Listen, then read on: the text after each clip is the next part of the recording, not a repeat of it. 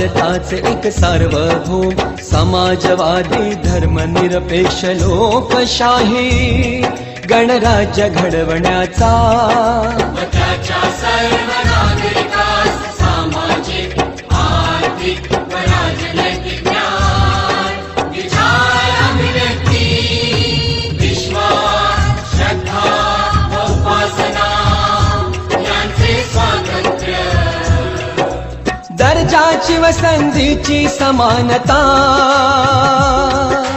निश्चितपणे प्राप्त करून देण्याचा आणि त्या सर्वांमध्ये व्यक्तीची प्रतिष्ठा व राष्ट्राची एकता आणि एकात्मता यांचे आश्वासन देणारी बंधुता प्रवर्धित करण्याचा संकल्पपूर्वक निर्धार करून